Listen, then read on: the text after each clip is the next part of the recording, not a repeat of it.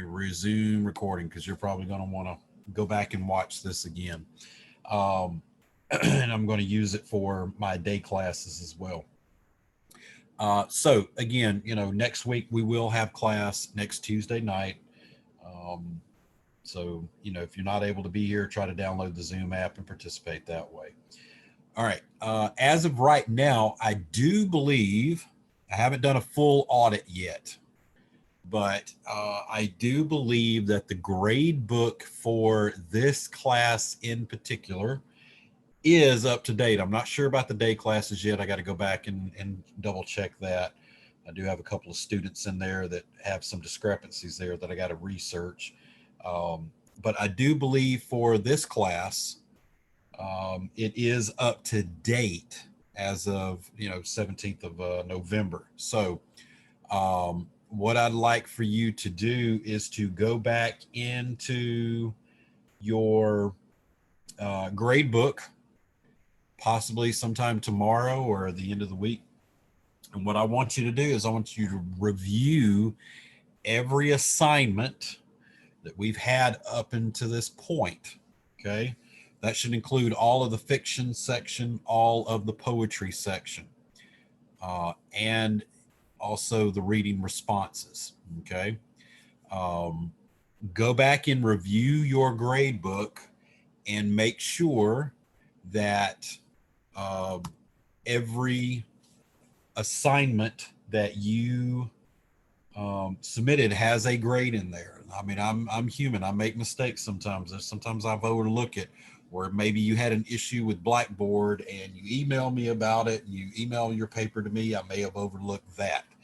I get about 150 emails per day on average, so it's not out of question for me to overlook an email here and there, just because of the number of emails I get.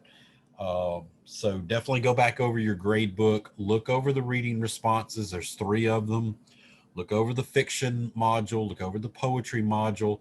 Make sure that you have a grade in there for every one of those assignments. And on top of that, make sure you double check the feedback, make sure that the numbers match up. Again, I could have made a mistake.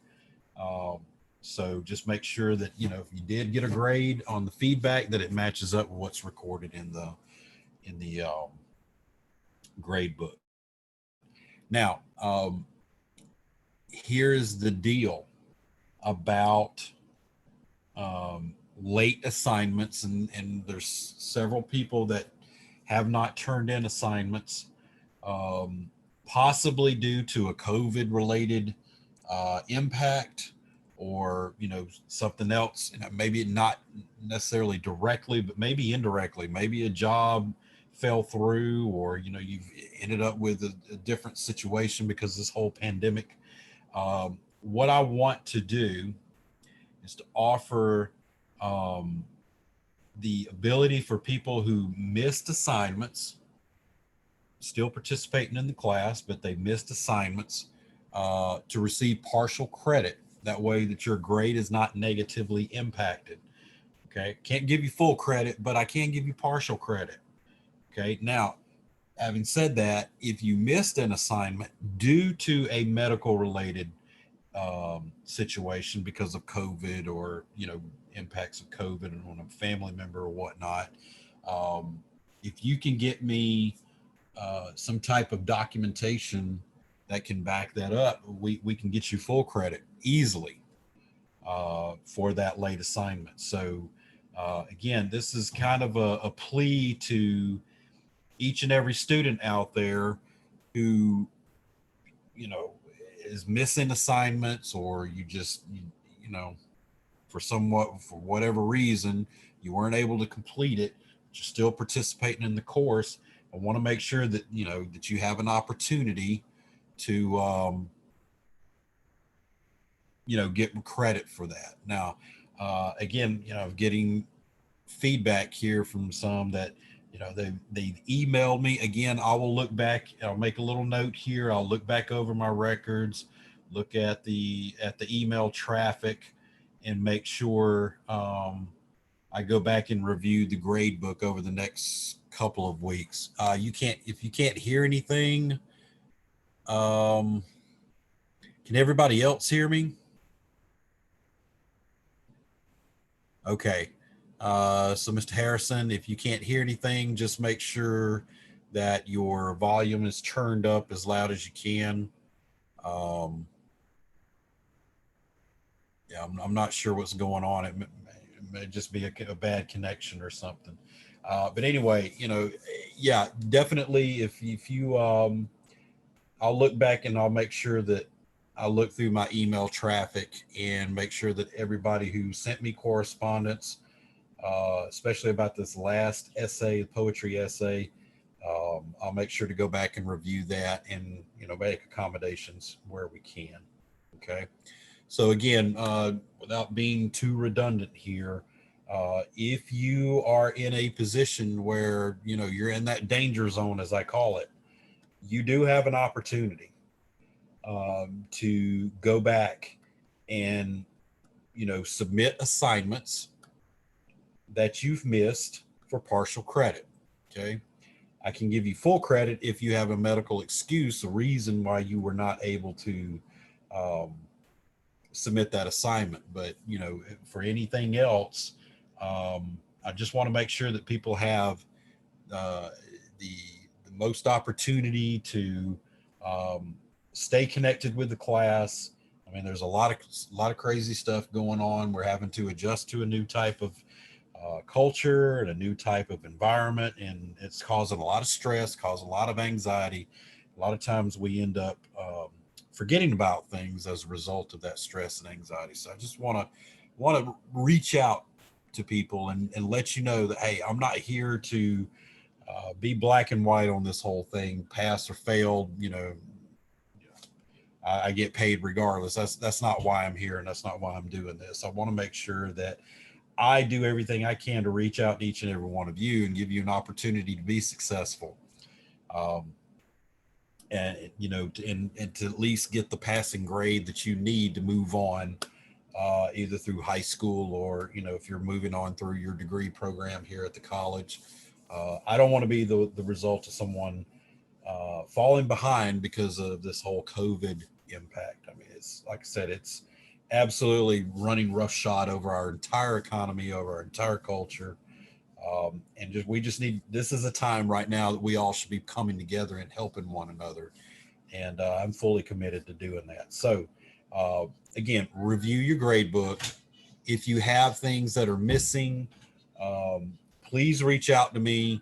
And if you still want to go back and complete those assignments that were missed, well, I'm giving you an opportunity to get partial credit on it. The only thing you need to do is to email me a list, a bulleted list of every assignment that you have missed thus far, and tell me what your get well plan is going to be.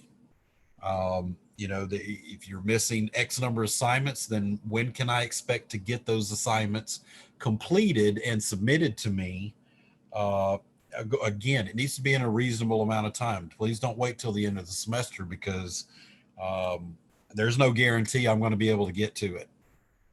Honestly, the end of the semester is very busy for us. We get hounded to having these final grades computed in a timely manner, and uh, that final week is not a good time to execute your get well plan. You should be doing it right now. Okay. Again, you've got plenty of time. So I would say between now and the end of the month, 30 November, that should be your suspense, or as that's what we call it at Eglin. That should be your time frame to complete a task by the end of the month in order to get these missing assignments in place and to get the partial credit. And again, if you have a medical reason why you could not um, participate and get those assignments submitted on time, again, you could probably get full credit. Okay, because there is a medical reason there. So again, but I'm leaving it up to you all. It's your responsibility. You're the one that's taken the course. You've signed up for it. You've paid the money to complete the course. It's up to you to manage This is like a project timeline, so it's up for you to manage your individual project, make sure that all of your tasks get completed, um, especially these late ones, by no later than 30 November. Okay. All right. So moving right along here. Does anybody have any questions so far?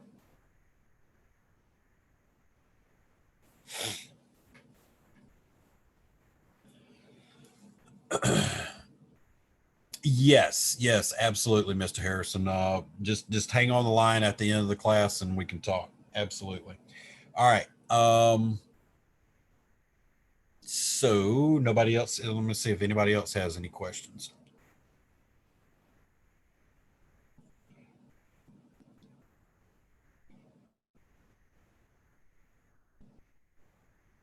Okay. So what are we going to do for a final paper?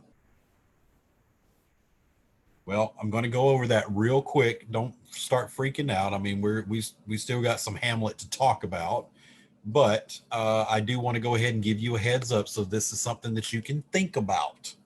Okay, this is something you can think about between now and the date that it's due. Now that is listed incorrectly there. That should be the 9th of December, not the 12th of December. I'll make sure to go back in there and change that. Um, so these final papers, your final quote unquote final exam, is going to be due on the last day of the semester, which will be the 12th of or the 9th of December. Okay, like I said, I'll go back in there and change it out. Now, this final paper, 255 points, is the maximum number of points that you can accumulate for this assignment. All right, so again, as with all of my other major papers, there's always a requirements document in here. So we're going to go in here and we're going to open this up.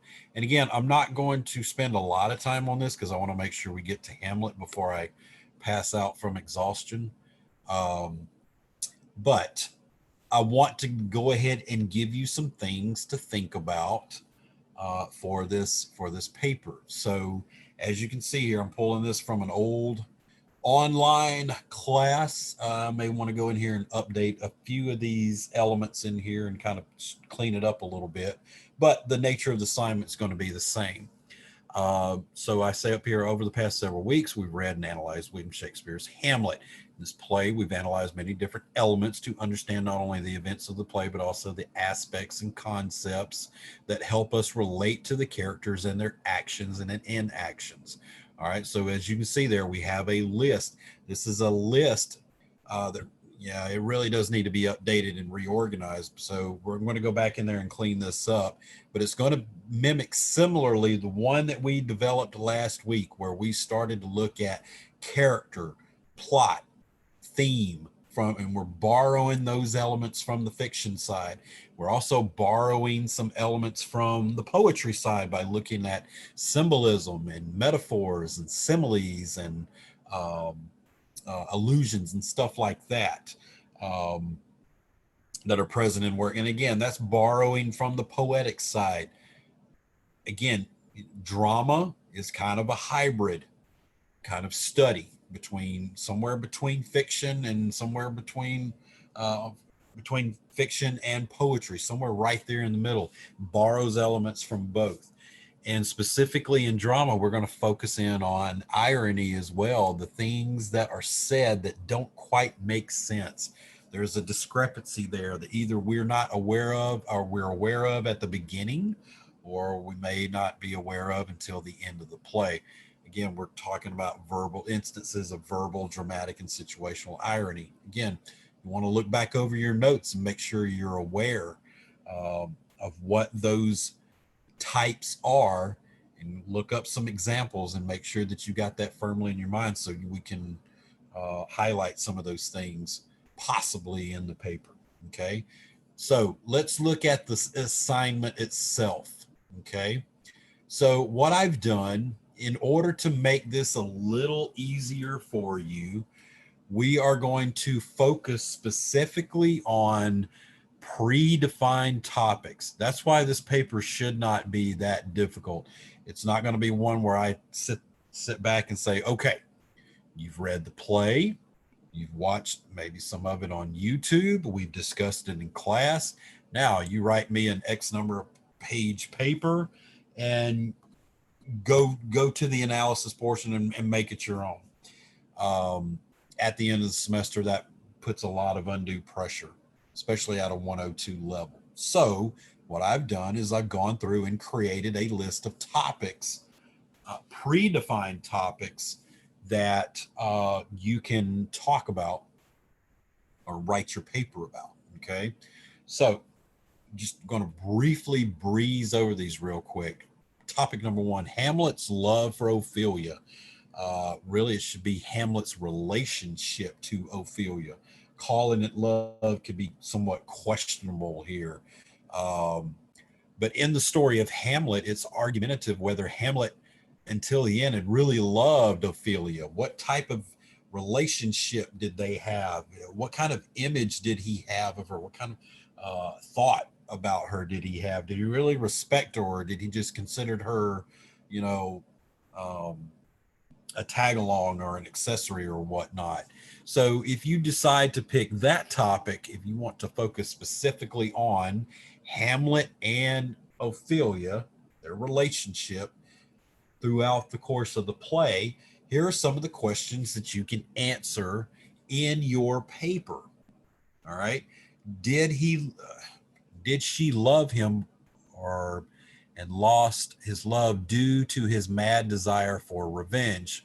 That should read, did she love him before and she lost it due to his mad desire for revenge? I apologize for that. Again, I need to go clean this up, pull this out of a question bank. If he did, why not? Okay. Why is he greatly affected by her death? And if yes, then why does he push her to the extreme side of avoidance to him, which is pushing her towards joining a nunnery? Okay. In other words, considering the strained relationship that Ophelia and Hamlet has throughout the course of this play, you want to write about the question of whether or not he really loved her, or what type of love did he have for her. There's plenty of material in the play Hamlet where you can write a nice little paper about that. Okay. Yeah, it's very, very complicated. Shakespeare has a lot of different views on that, and you kind of see that throughout the course of the play.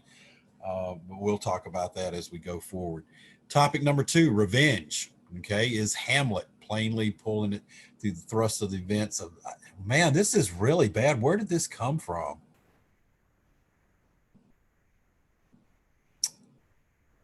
All right. Something got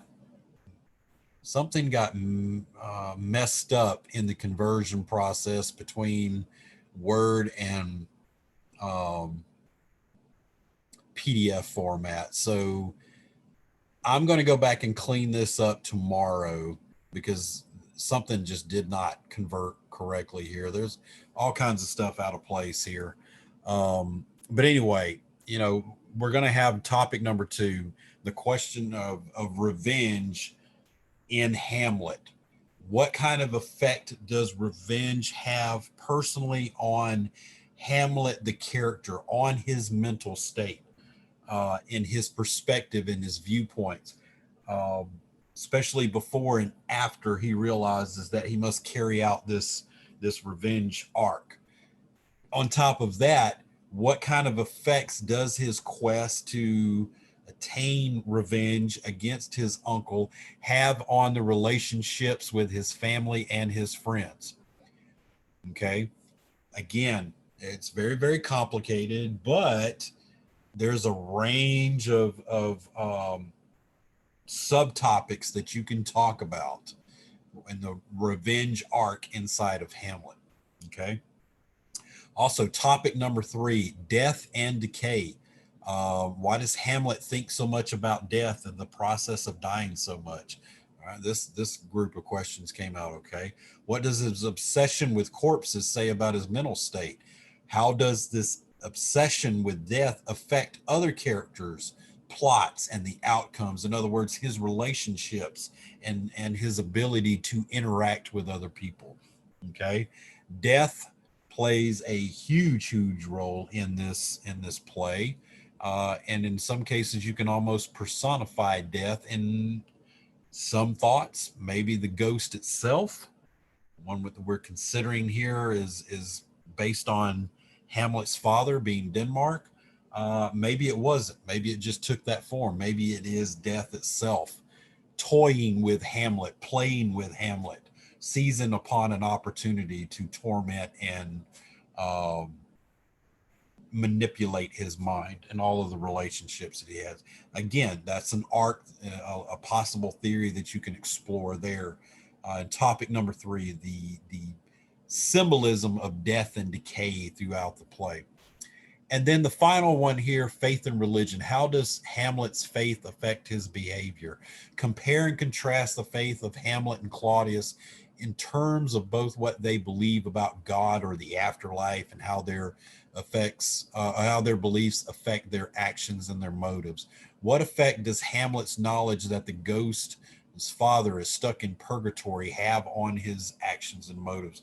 Again, um, we are talking about a time period where the concept of purgatory had a lot more meaning than it does today.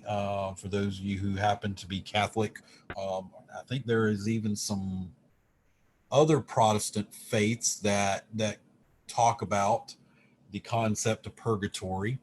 Um, what religious, um,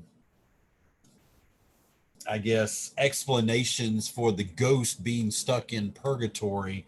What kind of impact does that have on Hamlet and his knowledge of the afterlife, and how religion and faith works? Again, if you want to write it from that faith and religious aspect, we have that topic outlined here as well. Okay. So again, the usual academic advice here: use as many words as necessary to prove your point effectively and efficiently as possible. And it must be an MLA format. For those of you who, some people had gotten feedback from me about the MLA format. Make sure you go back and review what the MLA format looks like, how it should be formatted. Also, with the formal works cited page, to list all of the outside sources that you're using in the document. Okay, it's not enough just to include that works cited page. Remember that. I'm having a hard time with my 101 students getting that reinforced with them as well. Um, Include the works cited page to show the full list of the sources that you're using, but you still must use in-text citations in the paper to show me where that information you're pulling from that specific source is being used in the paper as well. You should see at least one in-text citation for every source listed on that works cited page. Okay. Um, and again, for an assignment of this scope, 4 to 6 academic sources are reasonable. Okay, they are reasonable. So again, it's totally up to you. Depending on the topic, it may require you to choose more academic sources than just 4 to 6, depending on your topic. 1 second, Ms. Factor, I'll get to your question in just a second. But just to give you an overview here, we've got 4 different topics. One about the true love arc between Hamlet and Ophelia, Romeo and Juliet, if you want to go that route.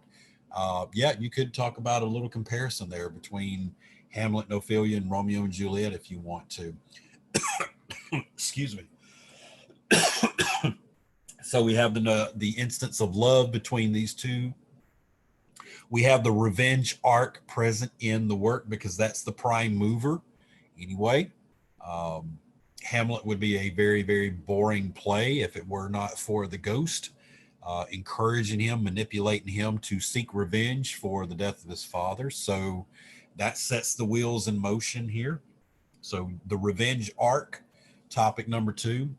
Topic number 3, death and decay. There's many instances throughout the entire play of death and decay, not just within the plot of the story, but even some of the references by the characters, maybe the word choices. There's a lot of metaphors and images of death and decay that pop up throughout all 5 acts of the play.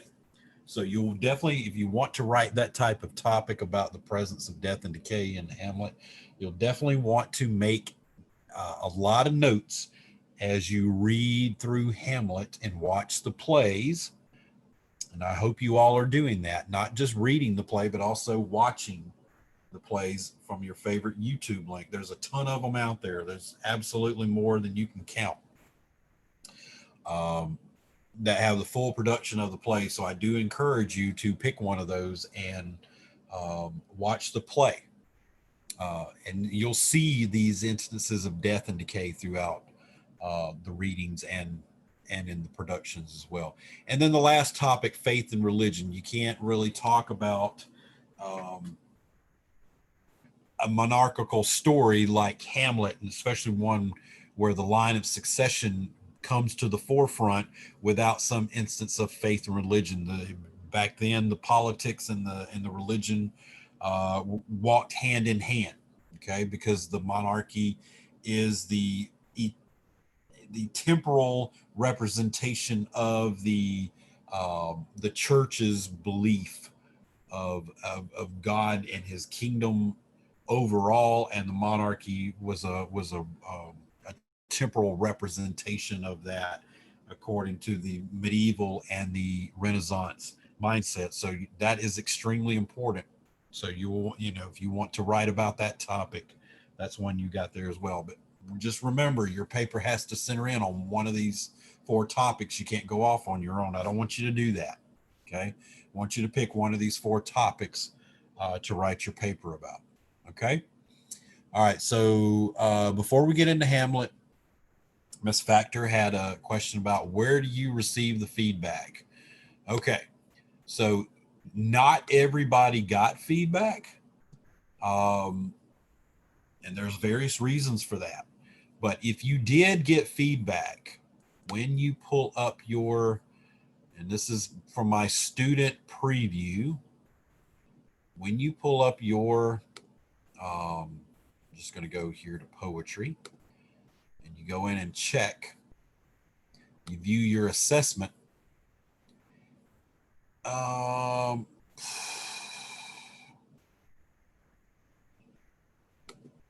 Well, it's not showing on here for me, but what I can tell you is when you click on that assignment, so if you're looking for feedback on the poetry essay assignment, when you click in there and then view the assessment, up here at the top, you should have some buttons up here that allows you to see your grade.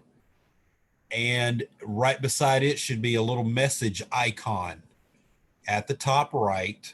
And if you click that message icon, if there is feedback from me in the form of a PDF document, or maybe I typed in some words in there in that text box, you should be able to see it once you click that message icon.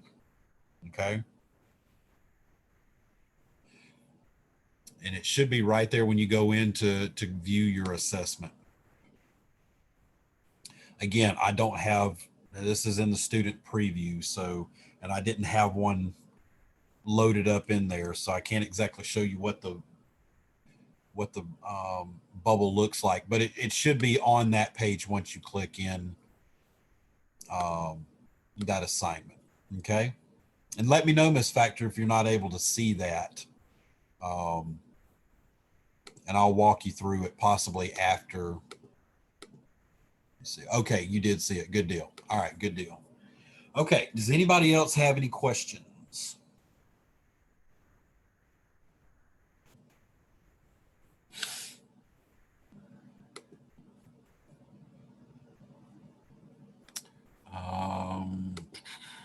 Okay, nobody else has any questions. I'm gonna, all right, so if you will, what I need to do is I need to go take some medicine right now because my head is starting to pound and my back is hurting.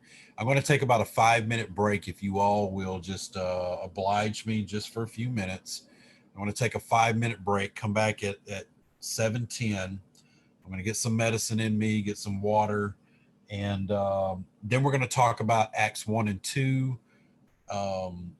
At the minimum, if we have enough time and if I feel well enough, we'll move on to Act 3. But at a minimum, we're going to talk about Acts 1 and 2. So if you will, just give me about 5 minutes. I apologize for the interruption here, but if I don't take some medicine now, I'm going to be hurting before the rest of the night. So I'll be back at 7:10. Just give me about 5 minutes.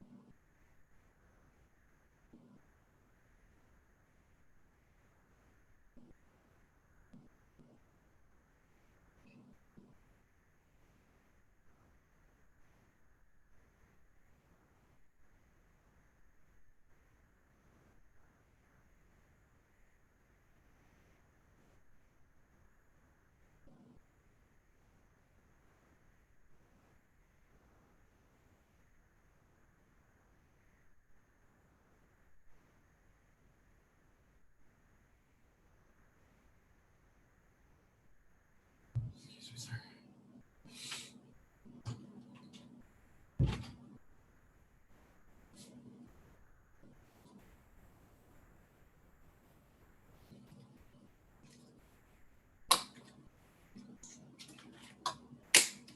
Okay.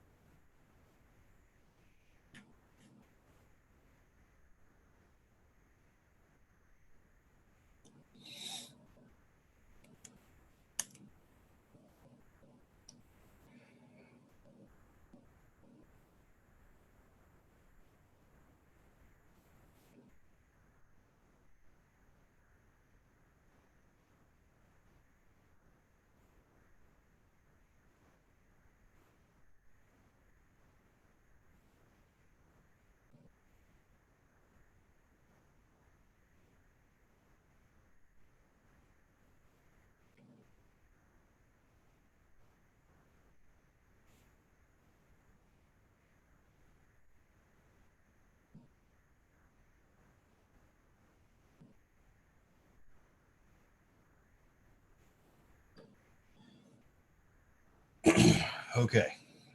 Everybody everybody back. I apologize for that.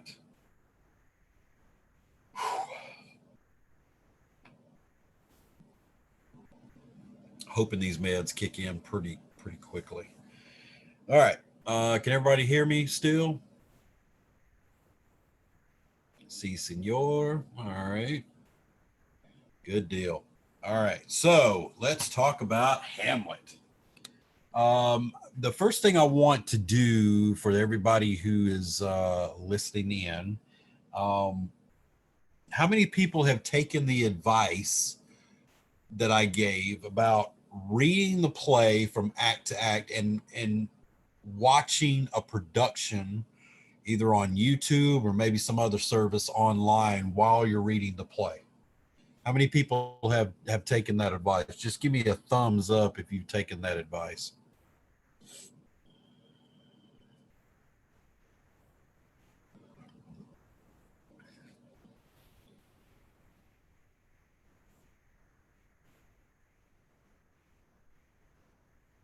One person? You listen from YouTube? Okay.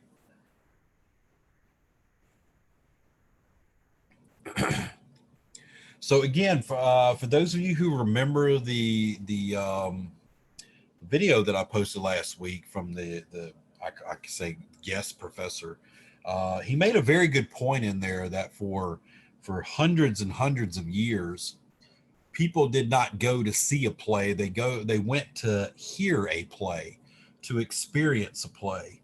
Um, okay, and I knew that this was going to come up. So let me address the Lion King factor. In fact, I'm going to throw on my camera real quick. In honor of starting Hamlet tonight, you can probably see who's on my T-shirt right now. The Lion King. Um, so yes, the Lion King. It probably has to be my favorite movie of all time. The Lion King is based loosely on Hamlet.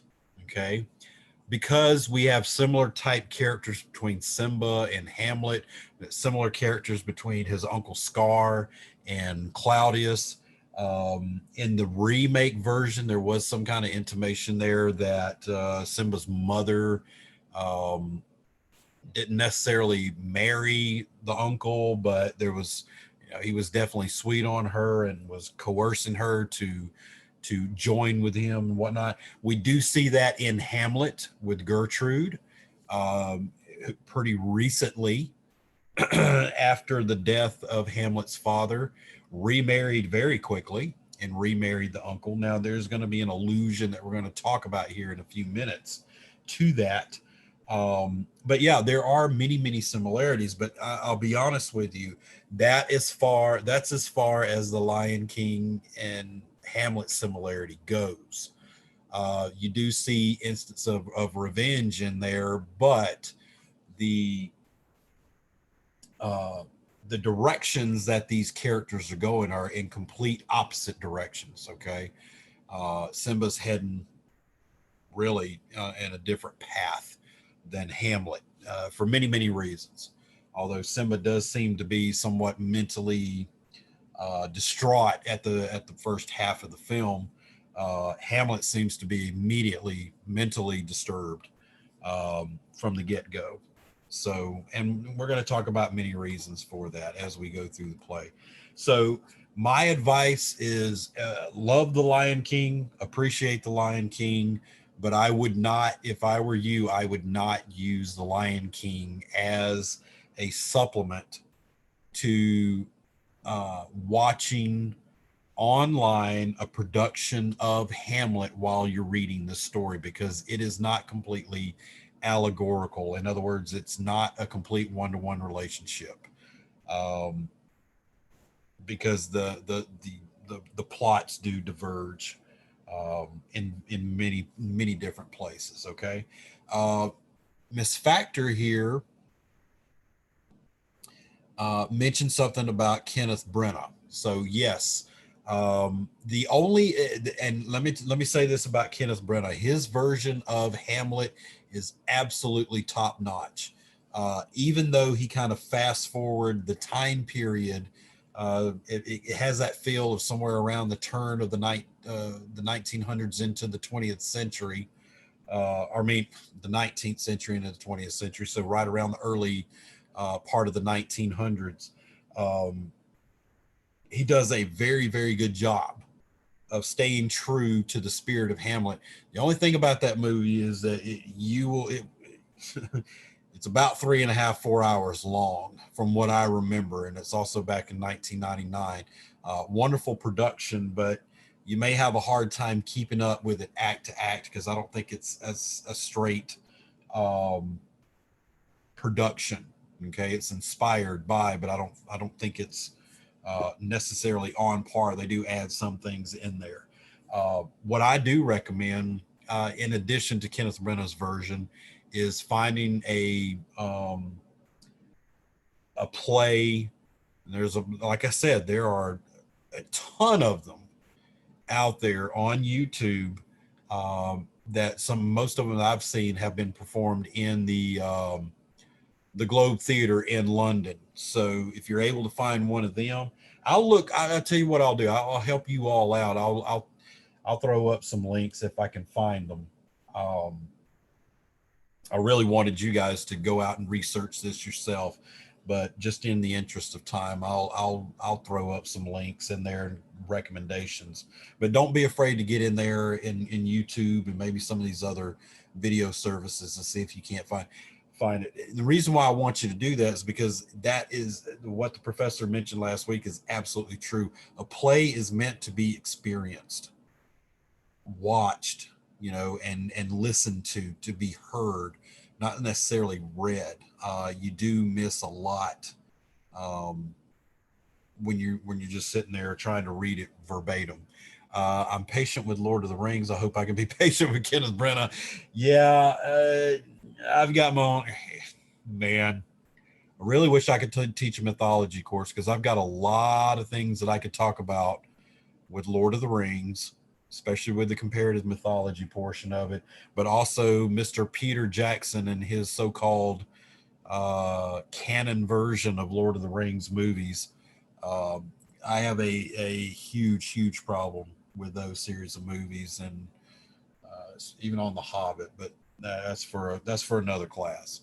Okay, so let's talk about Hamlet, Act One. Let's kick this off. All right, we're going to kick this off. Scene one. So here we are. We're at the opening of the play, and I don't know if you realize it, you get that feeling, but even when you started reading the dialogue in scene one, act one, scene one, it really feels like you're dropped in the middle of almost like a Quentin Tarantino film, right? You're looking around, you're trying to figure out, okay, who are these characters? Where the hell am I? What is going on here? Why am I here? Um, and Shakespeare loves to do that. He loves to take you and just pick you up and drop you right into the middle of the action. And that's what's going on here in Act One, Scene One. We have a situation that has set up, and it's a purely political, and you're going to see this throughout the whole play. There is a huge political undertone throughout every um, character interaction, character arc, plot device. It's all politically based. Okay. And so what we have here is at the very beginning, we have the guards who are standing watch. We have Bernardo and Francisco and Marcellus, and also Horatio, who happens to be very close to Hamlet. They're all on watch. And the reason why they're on watch is because of a huge political struggle that's going on between the Kingdom of Denmark, which is where our tale is set, and the Kingdom of Norway. Okay, it was an old battle that took place between Norway and Denmark, and the kings actually got into it, and the King of Denmark ended up killing the King of Norway, and as a result, the prince um, decided, he was going to rally his troops and possibly invade Denmark in retaliation for what happened to the old king. Now, again, we've got these watchers on the wall, so to speak, these guards who are patrolling, looking out for any sign that Fortinbras, the Prince of Norway, is possibly leading an attack against the king of, or between the kingdom of Denmark. And then while they're on their watch, what happens?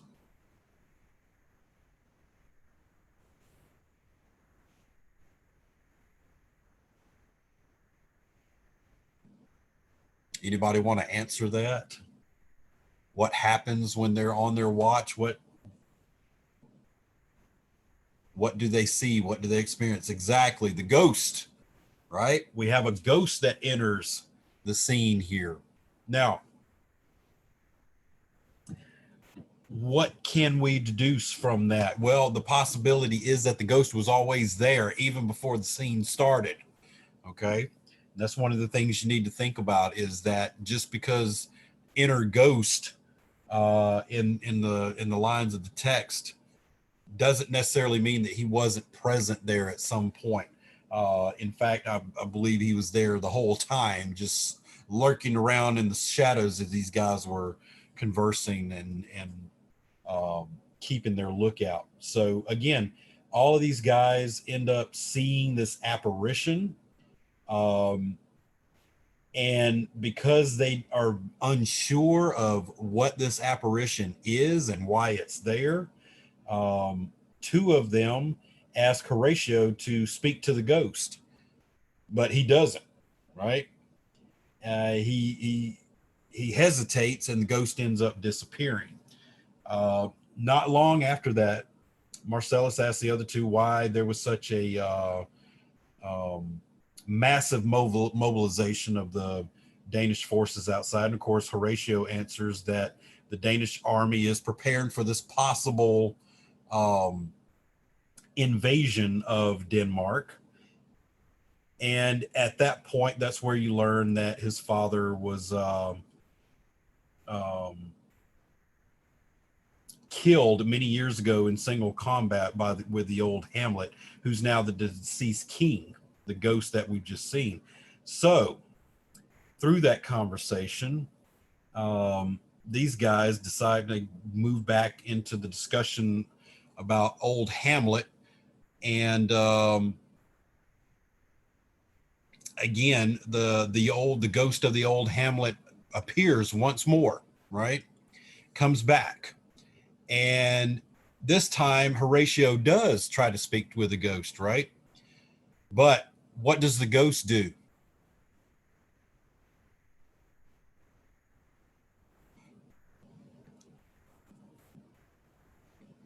Well, the ghost remains silent, acts like they're not even there.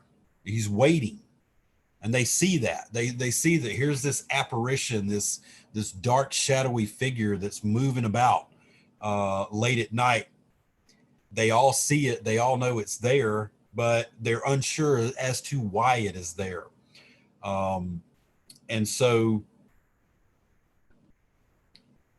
at this point, the ghost remains silent, and Horatio tells Marcellus and Bernardo to try to detain it, right? Hey, seize that thing. They strike at the ghost with the spears, but of course, this is a ghost. Nothing's going to happen. And just at that point, the rooster crows, and the ghost appears ready to reply to Horatio at last. The sound startles the ghost away because of the rooster crowing, and he fades away. So what does Horatio decide to do at this point? Well, the only thing he can do, I think it's time we say something to Hamlet here, right? This is twice that this apparition's come out of nowhere, and we need to send this up the chain. That's what good soldiers do. If they can't solve the problem, figure out the nature of the problem, they decide to send it up the chain. So Horatio decides that he's going to talk to Hamlet about the apparition. Okay.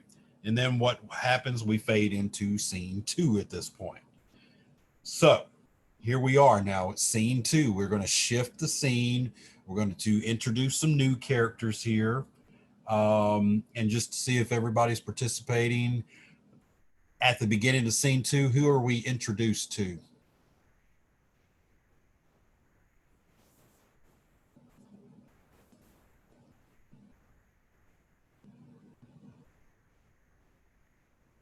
That's right, the king, King Claudius, who happens to be Hamlet's uncle. Okay, so the scene begins at the court of Claudius and Gertrude, the king and queen of Denmark. Um, not much time has passed. They're newlyweds, right? They've just been recently married. And on top of that, another reason why things are kind of unsettled at this point is because this marriage, not only was it quick in happening, but it was quick in happening after the death of the previous king of Denmark, which happens to be Gertrude's first husband and Hamlet's father. Okay. Now, at this point where we meet Claudius, does he seem to be the Scar type character that we see from The Lion King? Or does he seem to be someone who is a little more empathetic to what has just happened? And of course, he's mourning for his lost brother and mourning for his family. Which of those two do you think he is at this point?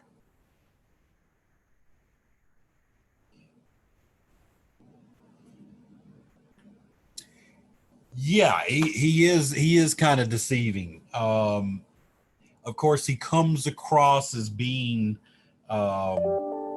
somewhat empathetic to the tragedy that's taken place, especially in Hamlet's life, and also Gertrude's life as well. Um, Represents himself as being this mourning character, right? I've taken on this task of becoming king, um, with much reluctance because I'm still in mourning myself. I'm mourning the death of my brother. I'm trying to do the best I can to take care of my family. Um, do we really believe that? No, I don't, and nor should you at all. Okay. So this is the thing that you got to keep in the back of your mind. Um, and I'm going to stop right there when we're talking about this nature of politics and stuff. How many Game of Thrones fans do I have here? People who have seen the Game of Thrones, or maybe not have watched the whole series, but you've seen the several episodes of the show. Any thumbs up here?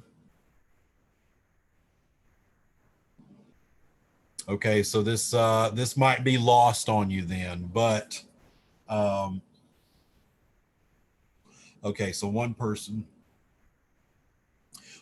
has. Okay, so yeah, this is probably going to be lost on you, but if you ever get a chance to see that show, one of the things that you're going to experience with all these characters, my mom says I'm not allowed to. Yeah, that's probably a good idea. I forgot I got high school students in here. Um, but in that show is based loosely on the Wars of the Roses, between the Civil War that took place in England between many different houses trying to vie for the throne. If you watch that show, you start to develop this cynicism very, very quickly, the skepticism, excuse me, about everything that people are saying, all the different characters. Are they lying? Are they lying to me now? Are they lying to other characters? Because it's all politically motivated. Every house, every family member is trying to position themselves to almost like a chessboard to come out on top, and they're trying to use everybody else as pawns on the chessboard in order to accomplish their goals, whatever they are politically. uh, if you know anything about that show, or if you've seen other shows that are similar to that, you're going to see that here. Okay, so if you kind of got the unsettling feeling that, hey, I really need to be careful about believing what I'm being told by these characters. If you have that feeling, you are spot on. You are right on track. Okay, especially when it comes to Claudius, especially when it comes to Gertrude, and probably more so with Hamlet. Okay, you need to be extremely careful about believing what is being told to you. And I want to start that off here with Claudius, because just because he says, "Oh, I'm here, I'm taking up a position here that with much reluctance, this is not something I wished for," bullcrap. Okay, we're talking about the political machinations of someone trying to achieve the highest position in the land, which is that of king. Okay, so, of course, Claudius wanted to be king. And of course, Claudius probably conspired to be king at some point. And it looks like in this scene number 2, when we're introduced to him, yeah, he was able to achieve the goal that he wanted a couple of times over. Not only did he become king, but he also probably married the apple of his eye, the woman he probably loved, um, along with the his brother as well. Okay. By the way, the dead king himself is also named Hamlet, so don't get confused there.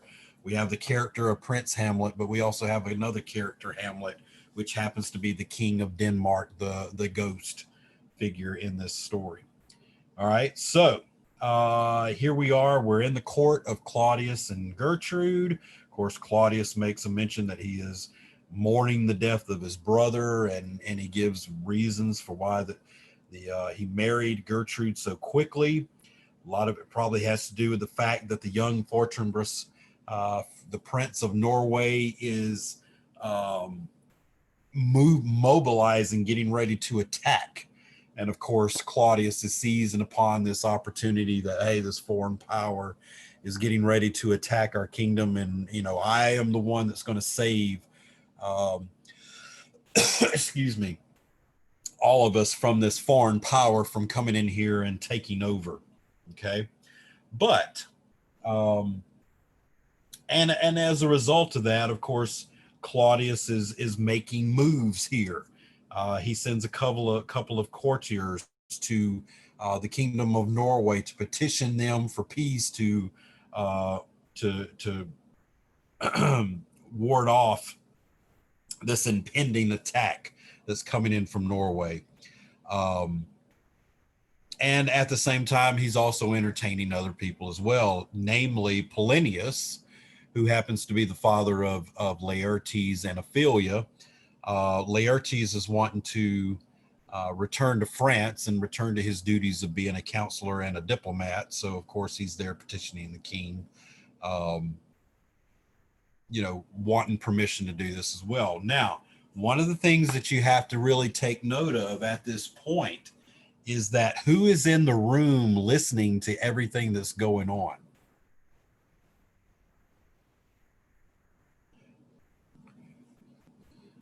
Yeah, well, yeah, of course, Polinius is there, but he was also participating. There is a character standing off to the side he hasn't said a word yet.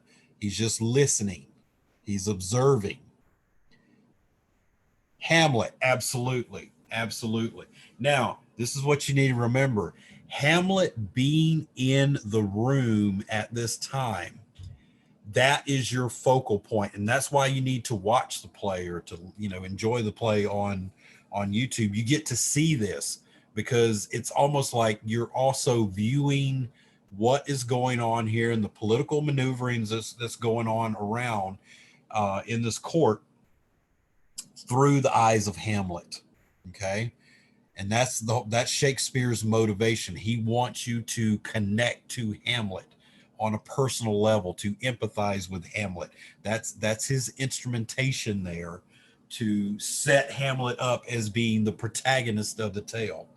Um, and despite what happens later on, Shakespeare intends for the audience to connect with Hamlet on a personal level, and he uses this specific scene to do that. Okay, because like I said, what's going on is Claudius is holding court, Gertrude is there, all the other characters in there are petitioning him, paying homage, whatnot. Hamlet's off to the side.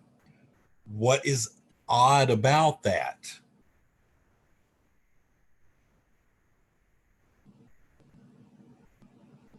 We do have a sense of irony here. And what is that discrepancy?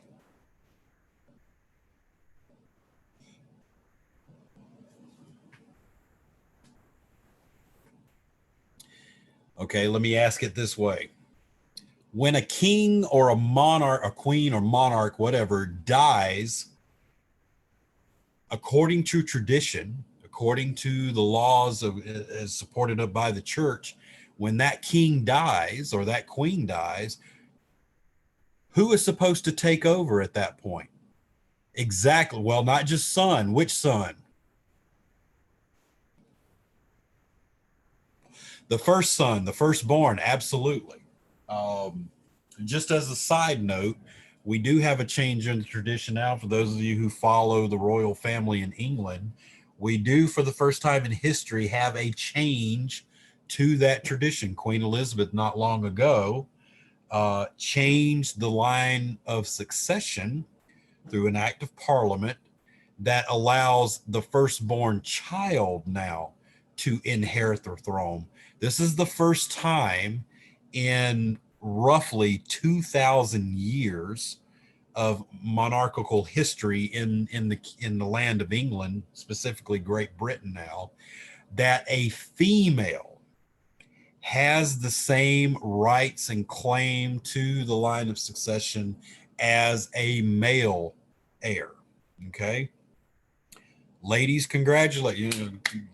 Throw up your hands, congratulate. I mean, celebrate that. You're now in a new era. It only took 2,000 years to get to this point. Um, and thankfully that happened because of Queen Elizabeth. So yeah, going back to Hamlet, we've got a huge discrepancy here because whose court is this supposed to be? This is supposed to be Hamlet's court. This His father Hamlet, the king of Denmark, dies, and according to European tradition, specifically English tradition, that's the point in which the male issue from the old king should take over. And that's not what happened here. Okay? What happened here is that Hamlet was totally cast aside. And the uncle, the brother of the old king, who should have been farther down the line in the line of succession, jumps ahead in place in line. So right there, we have, and knowing how that tradition works, that should be a clear indication to you that right now we have tension starting to build between Hamlet and not only his uncle Claudius, but also the mother. Because not only did that act of his father dying and then his uncle marrying his mother so abruptly, not only is that traumatizing to him, but also the fact that he just lost his birthright, his immediate birthright. Now, of course, Claudius assures him that you are now my male heir. I'm going to adopt you like a son, but there's no guarantee of that, right? So we have an instance where everything that Hamlet is used to, everything Hamlet is expected to happen, has been taken away from him. Yeah, poor Simba. Poor little Simba, right? Okay, so again, very, very important that you, as not only a reader, but also a viewer, if you're watching the play on YouTube, always keep your eyes on Hamlet. Observe the scene that's going on, even if he's not participating.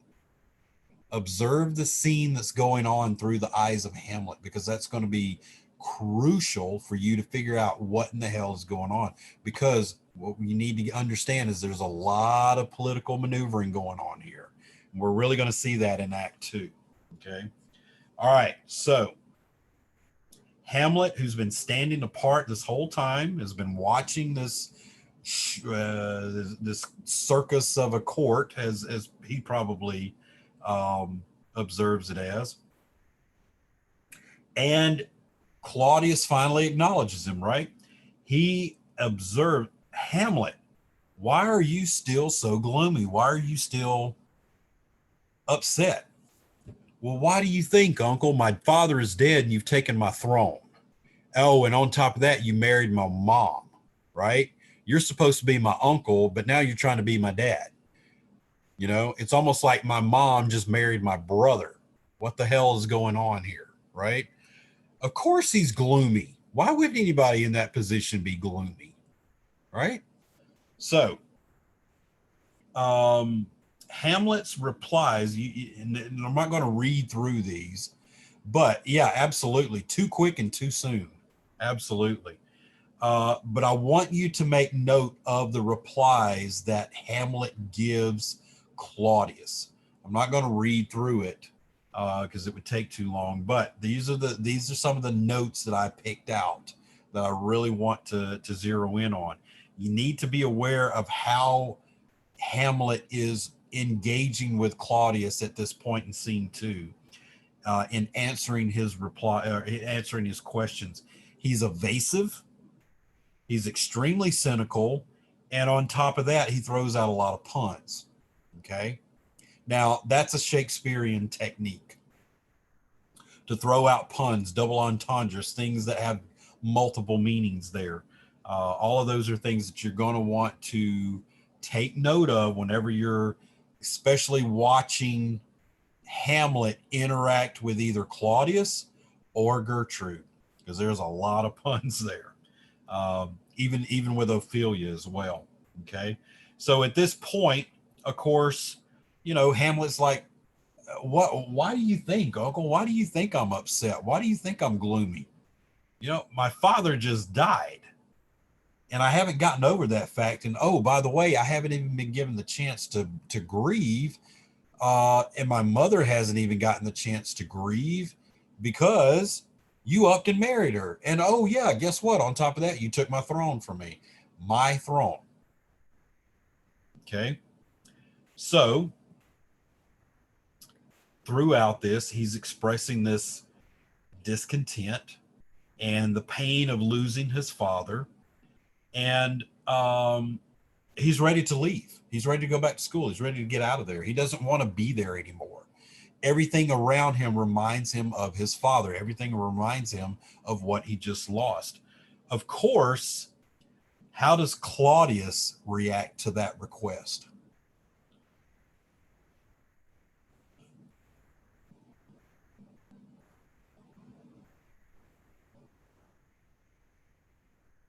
Well, I can tell you this.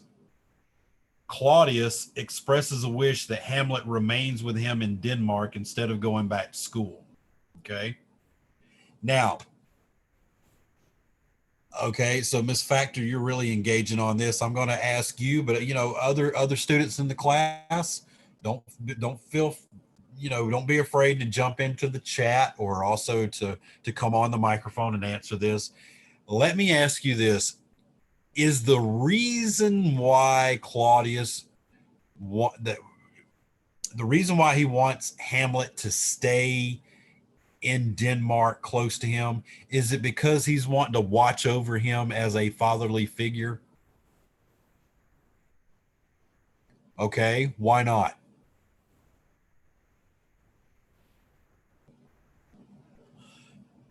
Murder? Give me a little more context there.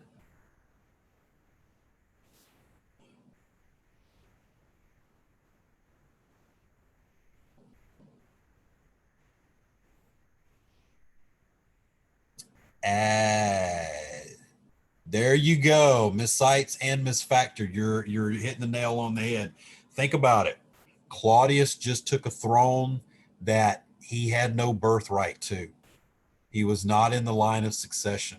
And now the rightful heir wants to leave the court, wants to leave the castle. If you're someone who usurped the throne, and that's what we're talking about here, a usurper, and you have the rightful family member who has the right and the birthright to take the throne, why would you want them to leave? right? So you've got an instance here where, as Miss Sight says, keep your friends close and your enemies closer, because he realizes, he views Hamlet as a threat.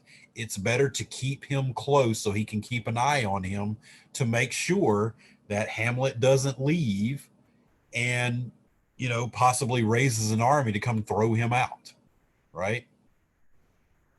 So you can say that it's somewhat paranoia because he knows he's involved with the death of Hamlet's father. But I would say more so, he is paranoid because he doesn't want to lose the ultimate prize, which he was able to scheme his way into, which is the throne. He doesn't want to be deposed. And allowing Hamlet to leave poses a threat to his reign. Okay, so yeah, again, you have to think about these things in a political way, right? This is not current day 21st century kind of culture. This is, the Renaissance. This is a different time in medieval and Renaissance culture, where families came together for business reasons, not because of love and goodwill and all of those things, for personal reasons, but there was a political advantage and a financial advantage for formulating those relationships and keeping those people under your tight control. Okay. So that right there is the reason why Claudius doesn't want him to leave. So, of course, Hamlet at this point acquiesces. Okay, yes, well, I will stay here, and I will be close to my mother because I know she doesn't want me to leave. And they all exit the stage. Now, Hamlet's left alone at this point. Here is the first soliloquy. So remember, anytime Shakespeare leaves Hamlet alone or puts the spotlight on Hamlet, you need to pay close attention. Listen to every word that Hamlet is saying, okay? Because he's going to allow you to take a quick trip into the inner workings of his mind so you can really see what the motivations are, what possibly the foreshadowing of what's to come. Okay.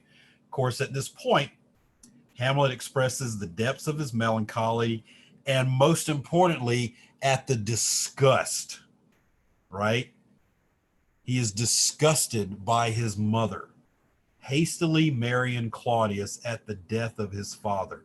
He declares his father to be many times Claudius's superior, and of course, gives some other insight there as well. Now, you want to make sure that you understand in this first soliloquy, there's kind of there's somewhat of an illusion going on here, not illusion, ILL, but allusion, ALL. Okay. And when we talk about an allusion, we're talking about something that is referring to something else, specifically in literature, some fictional account that's referring to something possibly real world. Okay. So I hope you all are taking good notes, because that is what Shakespeare is doing with Hamlet right now. He's alluding to something that has happened in the real world that is very similar to what Hamlet is experiencing right now. I'll throw this out there for any students of history. You want to take a guess as to what he's alluding to?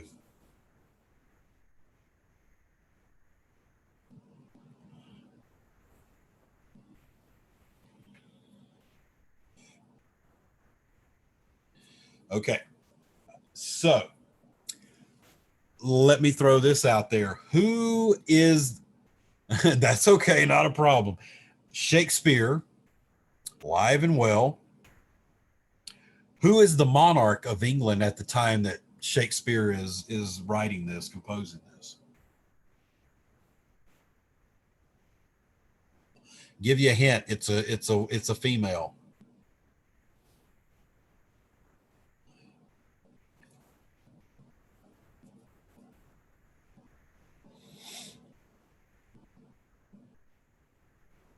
Close. Elizabeth. Yes. Queen Elizabeth. Okay. Queen Elizabeth is on the throne.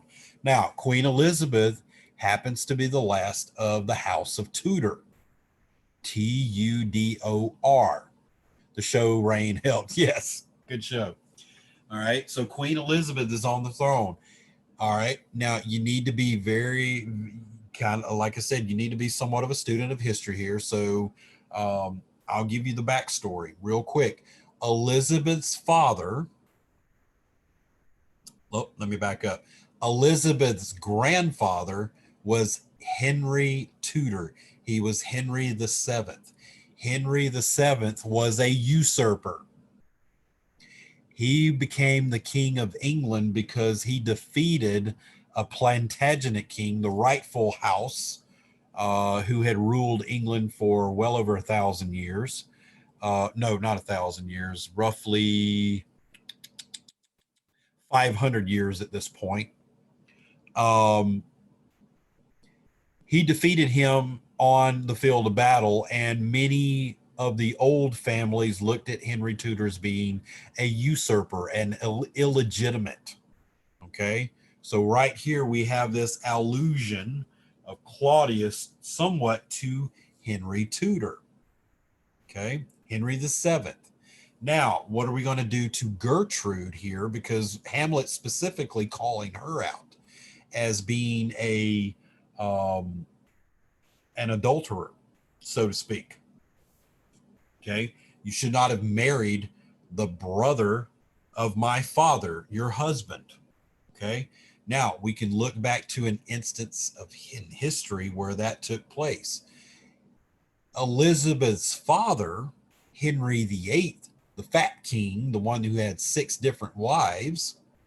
For those of you who like to watch shows based on that, there's The Reign, but there's also The Tudors, wonderful show on Showtime based on Henry VIII. Henry VIII married, his first wife was Catherine of Aragon, okay, the Spanish princess, who happened to have been married at a very young age. I think it was the age of 16, happened to be married to Henry's older brother, Arthur. Okay. Arthur was very young, and so was Catherine of Aragon. And of course, they never consummated the marriage. Now, unfortunately, Arthur, who was the first in line to Henry the Seventh, was supposed to take over. Arthur died at an early age because I think it was a sweating sickness or plague or something. So Arthur dies, which left Henry VIII next in line. Well, of course, Henry VII did not want to lose the influential match that he made for his oldest son, Arthur, who died. He didn't want to lose Catherine of Aragon because that gave him legitimacy to his reign, having a Spanish princess. By the way, Catherine of Aragon happened to be the daughter of Ferdinand and Isabella, the monarchs who financed Christopher Columbus's trek across the Atlantic, discovered America in 1492, all that stuff. Catherine of Aragon, he didn't want to lose her. So what he ended up doing was getting special dispensation from the church that allowed Catherine of Aragon to marry Henry Tudor. Okay, Henry VIII. Now, Henry VIII, 26 years later, decided he didn't want to be with Catherine anymore because she couldn't give him a son, a living son. He wanted a new wife, and he used a passage from Leviticus, the church, to justify the divorce, which is, there's a passage in Leviticus that states that any man who marries the wife of his dead brother, that marriage shall be childless. In other words, that marriage is cursed. Okay? Now that's straight from Leviticus. And remember, we're talking about a time period in which the church and the state are almost one. Well, they really are. They're one because the church props up the monarchy. Now, let's look at what Hamlet's thinking is here, this illusion that's going on. Hamlet's mother after his father died, marries his father's brother. What does Leviticus say about that? Well, that union is cursed. Therefore, in Hamlet's mind, because of religion, his mother is cursed. She allowed herself to become corrupted by the sin of marrying the brother of her dead husband. Okay, because it goes back to Leviticus. Now, Shakespeare was playing a very, very dangerous game here. Extremely dangerous. An allusion like that in a play could have been perceived by Elizabeth I, who attended many of his plays, as could have been an attack on the legitimacy of her reign. And if you know anything about Tudor monarchs during this time, from Henry VII all the way down to Elizabeth, they loved to crop people at the neck. In other words, they loved to remove the head from the body very quickly. People that they did not like, people that disagreed with them.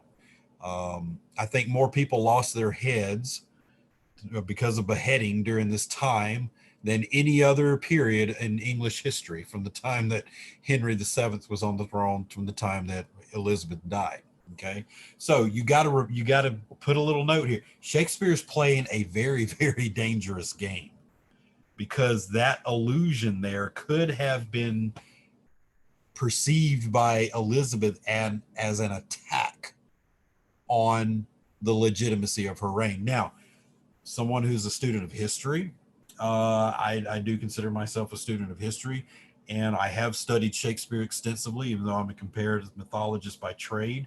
Um, I do, I am a part of the school of thought that Shakespeare was not this peasant person who came from Stratford upon Avon, like the history books say he was, because you read through many of his plays, he's making a lot of political commentary. And for a peasant to make, or even a common person to make that kind of commentary about the inner workings and machinations of political life, specifically in uh, English monarchy, that was pretty much unheard of. These people would never even think about crossing that line, because they knew their heads would be removed very quickly. Now, I happen to be of the belief that Shakespeare was a pen name that the Earl of Oxford used in order to disguise his identity, so that he could make these little political commentaries from the safety of using a pseudonym. Um, and if this was actually a Shakespeare class, we would actually study this at length for about a few weeks. But again, I just wanted to throw that out there for some historical context, um, but also to explain the purpose for that scene there, that Hamlet is not just making general observations and assumptions about the motivations of his mother and also his uncle. Shakespeare is using Hamlet at this point to also offer his own thoughts and opinions about the political makeup of the current state of the monarchy in England. Okay, so having said all of that, in walks Horatio. Okay, in walks Horatio. And of course, Horatio's been tasked with, hey, I've got to let Prince Hamlet know what's going on here with this weird apparition that come upon the Night's Watch. So, of course, Horatio tells him, he said, look, you need to come check this out tonight. There's this weird ghostly figure that is walking the halls. And of course, Horatio tells him, and oh, by the way, I think it happens to be the ghost of your dead father. Now, why is this important at this moment in time? Because we've already gotten into the mind of Hamlet. We see the mental turmoil that he is experiencing because he has been displaced. He is being forced to sit in the court watching his mother play this dangerous Game of Thrones with his uncle. Okay. And so this is his opportunity. Okay, well, you say the ghost of my dead father is here. Let us meet later this evening and let's see what he has to say. And he actually kind of perks up at this point. Okay. Now, moving on to scene 3. Completely new cast of characters. I'm not going to say a lot about this because we really want to focus in on Hamlet specifically. But in scene 3, we finally meet Ophelia for the first time. And of course, Laertes is letting Ophelia know that he is on his way to France. His leave has been approved by the king and he's going to return to France.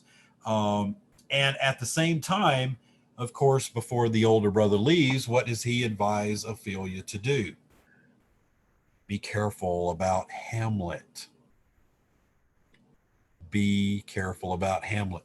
Okay, like a good brother's doing, he's looking after his baby sister.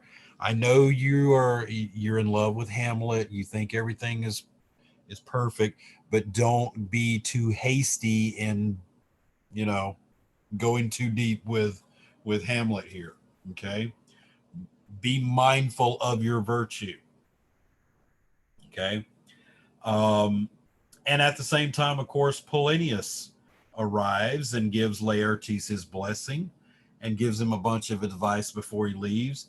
So, of course, when Laertes leaves, Polonius is like, well, what are you guys talking about?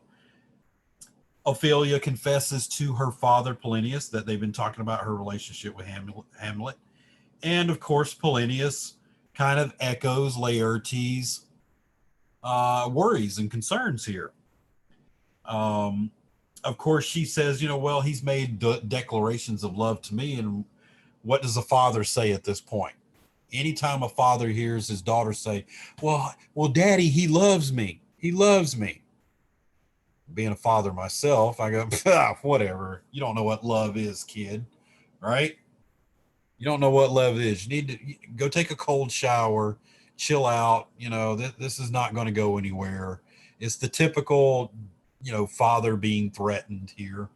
But he's also worried about, her public standing at the same time and her chastity. So he makes her promise that she will spend no more time alone with Hamlet.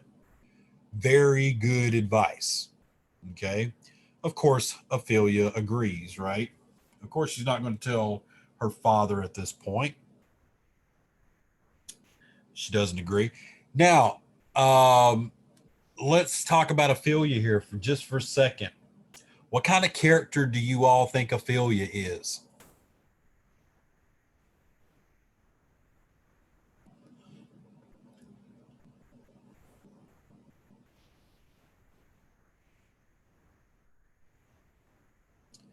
Yeah, he did echo some of the advice that he gave. Yeah, she's very gullible, but she's also very submissive. She's very passive. She's willing to accept everything that people are telling her. We don't really see Ophelia speaking her mind too much here at this point. Okay. Now, again, if you're reading the play, you're going to miss out on some things. So you're going to want to watch the play to pick up on some of the undertones here. Shakespeare does make a lot of comments about the status of women and the treatment of women. And he does so pretty handedly here in Hamlet, because as you're going to see, Hamlet's very misogynistic, not only towards Ophelia, but also towards his mother. He epitomizes the spirit of this age at this time. Ladies, please do not get offended by what I'm about to tell you next. This is a disclaimer. What you're about to hear does not represent my own personal opinions and viewpoints on the status of the male and female. Already offended.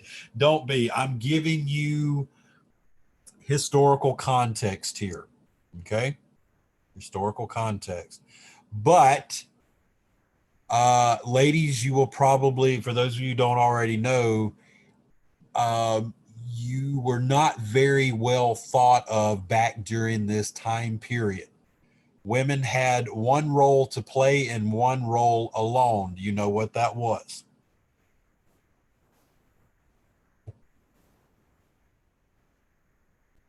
Well, that role was beget the son and heir, become a wife and have children. Absolutely.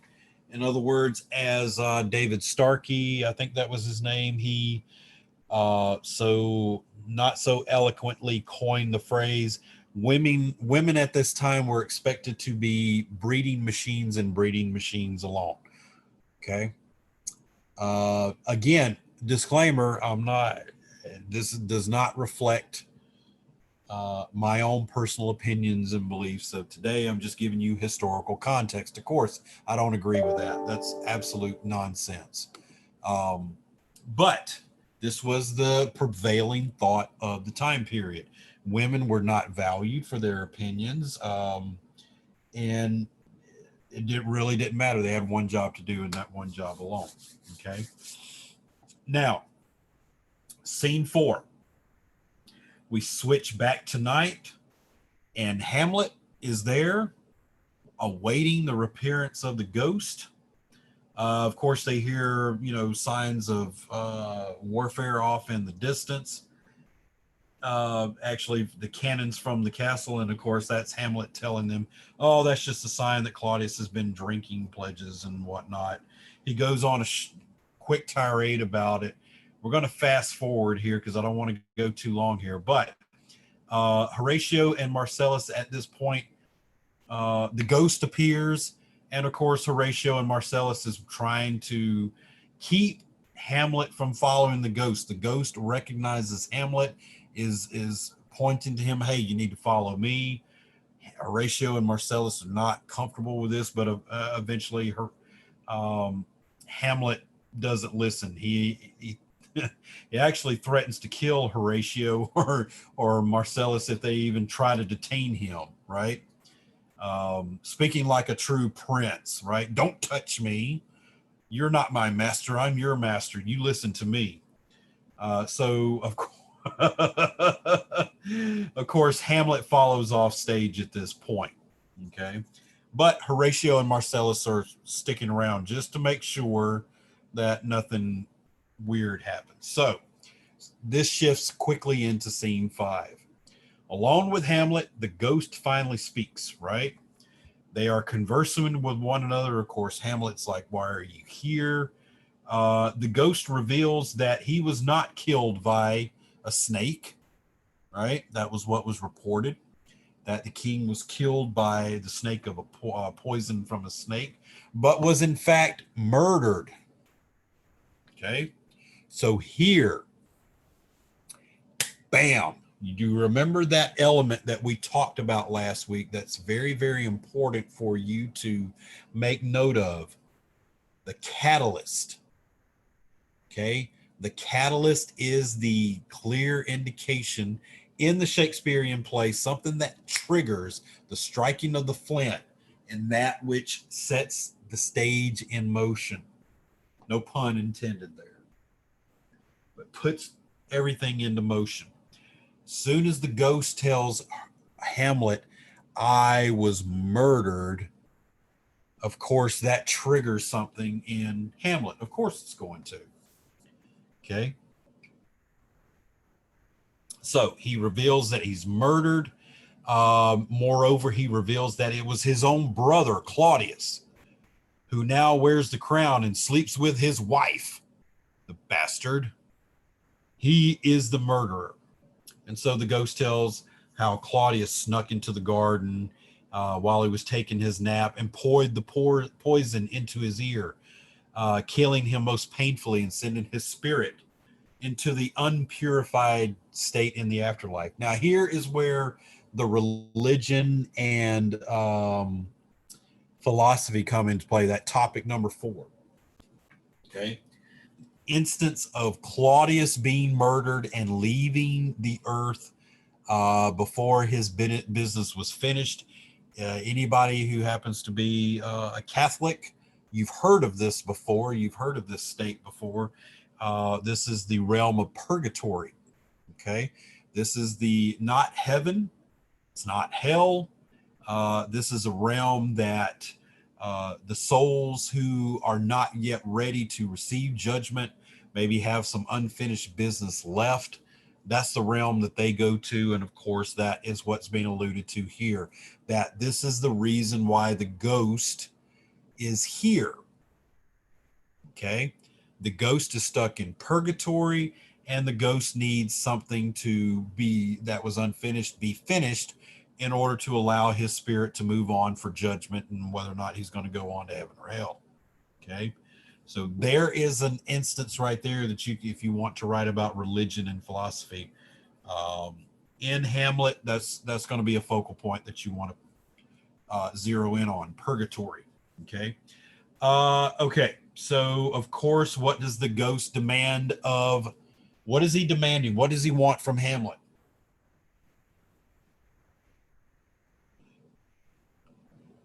Revenge. Absolutely. You, son, you are my one true, you are the one true king. You are my son. Almost like that scene from when Mufasa comes back in the clouds with Simba. You know, you are more than what you've become. You must take your place in the circle of life. You are the one true king. You are my son. Go and get revenge and take your rightful place. Okay. Everybody remembers that scene. Hell, I still watch it now 20 years later and still get chills whenever I hear James Earl Jones's voice come out of the clouds. This is a very similar scene. This is what the ghost is wanting. He's manipulating Hamlet, saying, look, you're my son. It is your duty to seek vengeance for me on my behalf. I'm stuck in, well, he doesn't say this, but it's being implied because of the religion of the time. This ghost is stuck in purgatory. The soul of your father is stuck in purgatory. And only you, the living son, can set things right. Get my soul out of purgatory. I'm ready to move on. I'm ready to be judged. So it's up to you, Hamlet. You are the one who's going to have to take up the sword for me. Okay. So again, this is that part of that manipulation. No, you haven't met hyenas yet. Although you see them every day. I won't go there. So of course, now what does the ghost mention about Hamlet's mother? How does he want Hamlet to deal with his mother? What does he want him to do?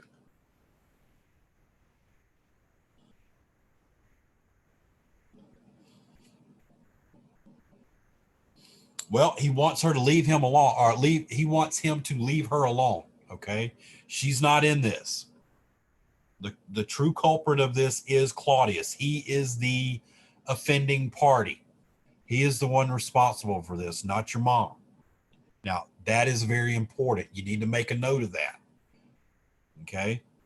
The ghost tells him basically, do not plot against your mother. She only gave in because she is weak and lustful. Now, again, there's another attitude there. I'm not going to go into this again, but there is an attitude there from medieval and Renaissance times about women.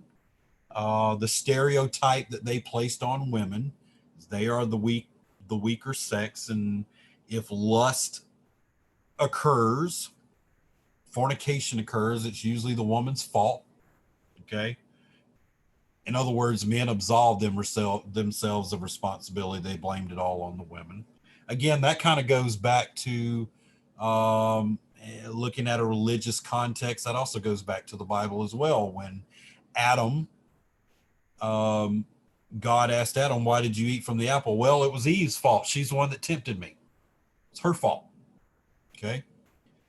Again, it's that old game of men blaming women for the reasons why they do bad things. All right. All right. So at this point, the ghost tells him, focus on Claudius, focus on your uncle. He's the offending party. Leave your mama alone. She's just weak. She's lustful. Leave her alone. Then the ghost disappears. Now, we are left alone with Hamlet again. What is Hamlet's mental state at this point?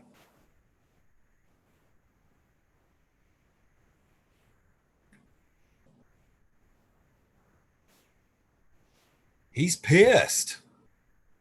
He's on fire. He's full of vengeance. You need to make note of this because a character change is going to happen very abruptly here in a few minutes. Okay. So Hamlet goes on this tirade. He's this raving speech about how he's going to gain this vengeance, and Claudius is going to suffer from his hand, and even makes a vow, right? I'm not going to stop until Claudius, my uncle, pays for his crimes. And of course, Horatio and Marcellus, who is close behind, keeping an eye on their friend, arrives, and Hamlet tells him, I'm not going to tell you what the ghost revealed to me, but you must swear. You must swear that you will speak to no one of what you've seen here tonight, period. Okay. Now, here's another religious occurrence. And I do believe that 3 times, correct me if I'm wrong, but I think it's 3 different times, Hamlet and the ghost force Marcellus and Horatio to swear they won't say anything. Okay. So there's another religious allusion right there to the time that, well,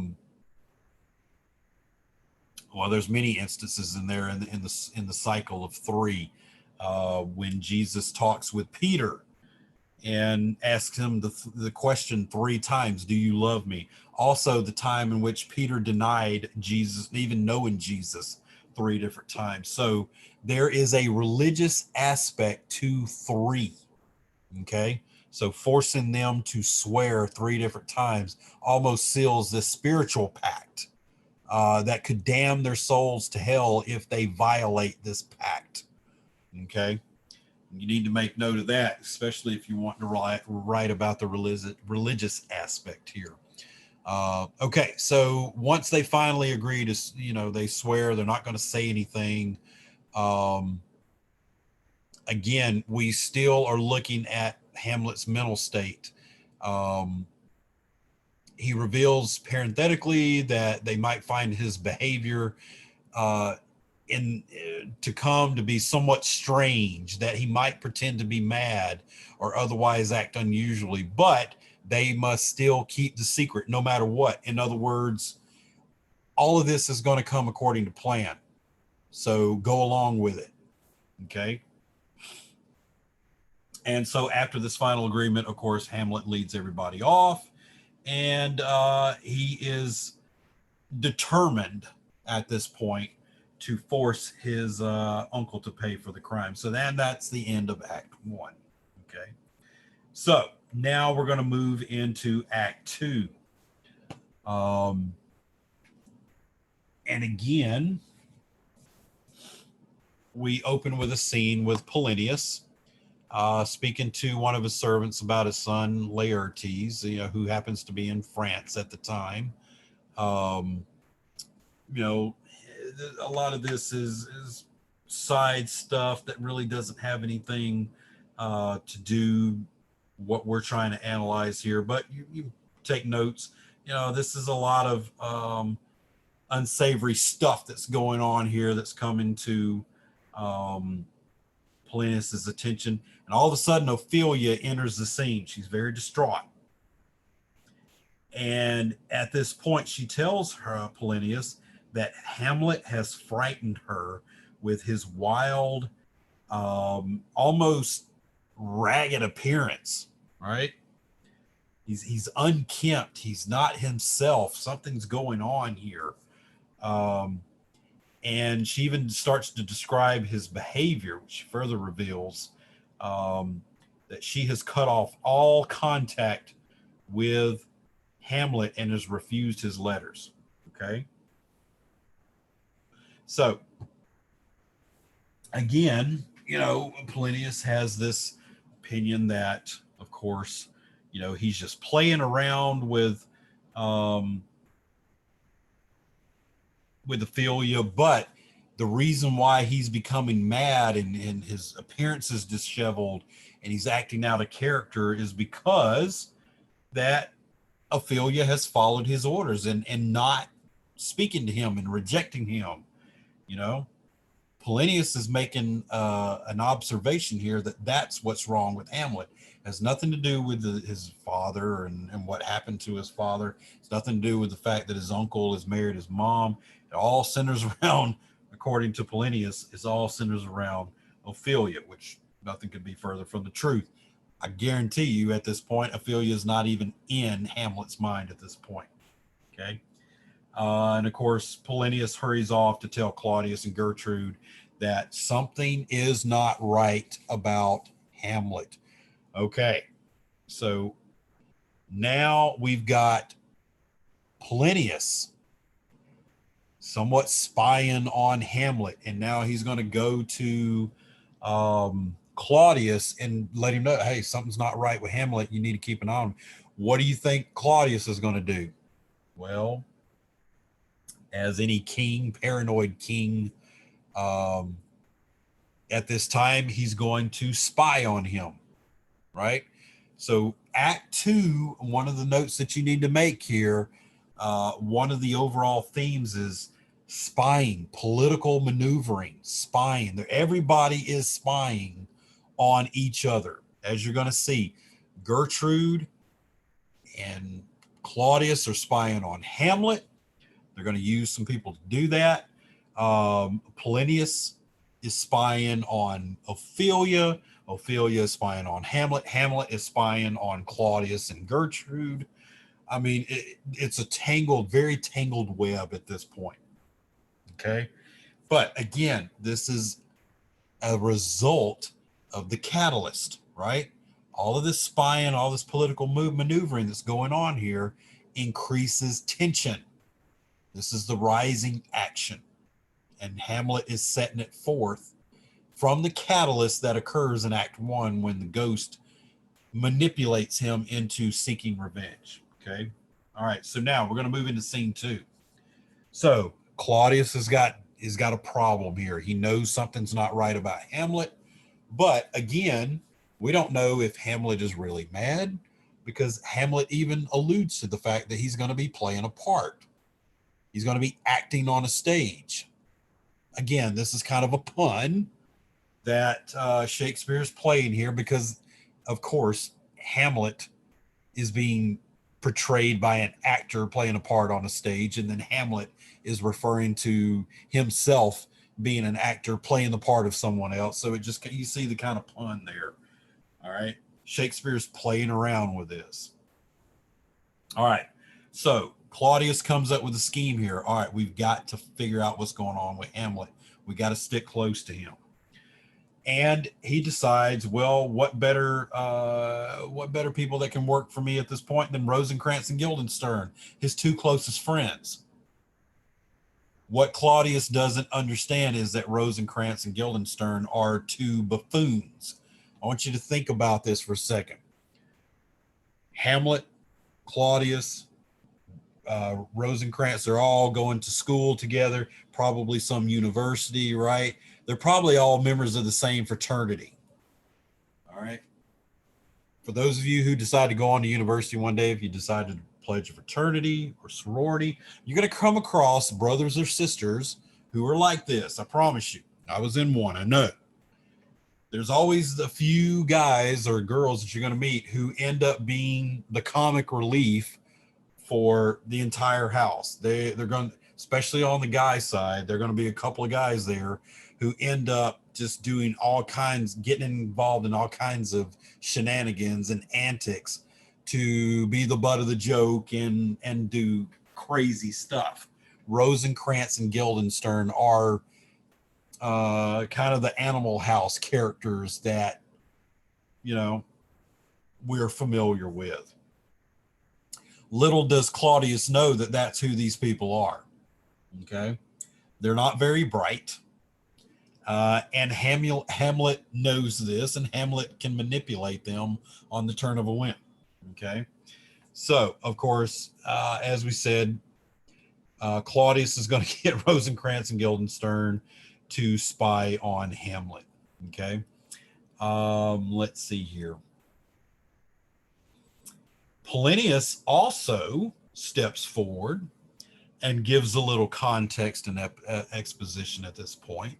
And he reveals his discovery as well. He tells the king and queen in a roundabout way that he's discovered that Hamlet's foiled love of Ophelia, and he believes that his lost love to be the root cause of this unkempt, mad state that Hamlet is currently in. Okay. So again, we've got all of these little whisperings going on at court. Again, if you've watched some of these shows, you know there's a lot of whispering, a lot of maneuvering behind the scenes, and that's what's going on here as well. Half of it is false gossip and fake news, I guess you want to call it.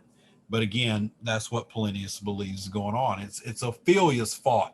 She rejected. Okay. Now, and Miss Factor's bringing up a good point here, but it's one that you really need to analyze.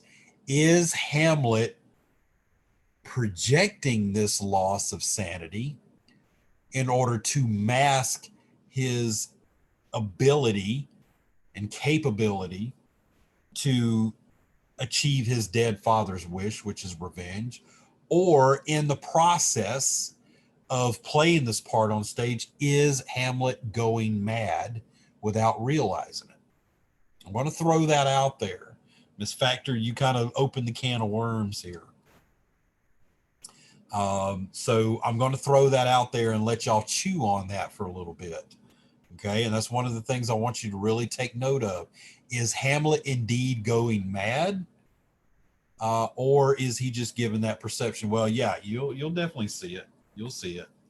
But it's something that you really want to think about because it can be interpreted in many ways. Okay. All right. So later on, no, going back to Polonius, of course, he gives the perception here that he thinks that Ophelia is the reason why Hamlet's going mad. Claudius asks for proof. And so Polonius has a plan here. He's going to offer to loose Ophelia onto Hamlet while he's reading in the library. In other words, we're going to set them alone with one another and see what's going on here. And he and Claudius are going to hide behind a tapestry and observe what's going on. Claudius agrees with that. Now, this is what is weird about this whole plan.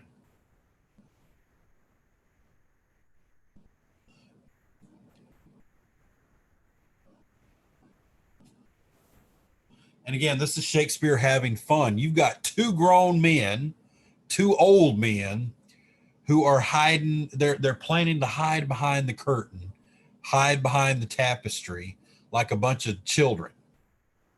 Okay, like a game of hide and seek. That's what's ridiculous, and Shakespeare realizes that. He's having fun here. He's playing around with this, okay? Because it is ridiculous. It's a ridiculous plan. All right. And so Hamlet enters. He's reading. Gertrude and Claudius exit, and Polonius attempts to speak to Hamlet. Of course, Hamlet's playing with him. He's mocking with him at this point. He's turning his language inside out. In other words, he's manipulating him, right? He's throwing these questions back to him and rewording them. And so Polonius at this point is reading between the lines, and he guesses that, well, Hamlet is not making any sense here. He's indeed has a broken heart, and that's what's causing his madness. And Polonius tries to contrive this proposed meeting between Hamlet and his daughter at this point. All right. Okay. I've got a lot to discuss here. Wait a second. All right. I tell you what, we can finish this up. We're going to finish up with Act 2, and then we will adjourn for the night, and we'll leave Act 3 for next week. Of course, Rosencrantz, Guildenstern enter. They're surprising Hamlet. Hey, it's good to have all the boys back together again. They exchange a lot of banter. Of course, Rosencrantz and Guildenstern are asking, what's going on with you? What's going on with you here lately? It's normal guy things, trying to catch up. Of course, Hamlet is not. He's not engaging with them at all. He's not going to answer these questions. In fact, he's trying to dodge them at this point. And Hamlet tells him, well, let's see, at this point, I'm going to get my notes straight here. Hamlet, though, won't let him off the hook. He makes them admit that the king and queen sent for them. Of course, again, Rosencrantz and Guildenstern are not smart enough to hide the fact of why they're there. They're coming up with all these ludicrous stories.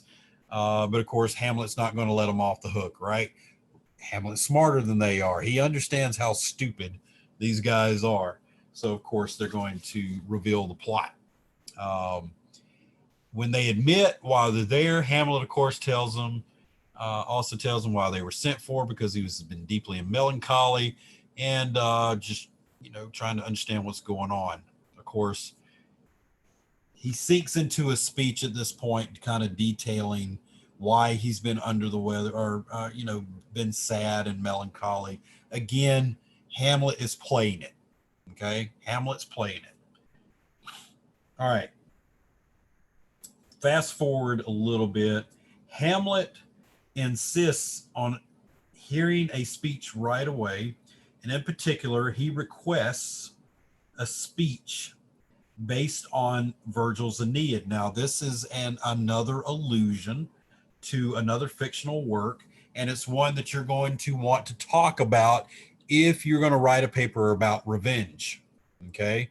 Because Hamlet is picking these references here on purpose, okay? The first one that he's referring to, of course, is Virgil's Aeneid, as related to the story of Aeneas, who is leaving the fall of Troy. The ancient Greek story about the war between the Greeks and the Trojans.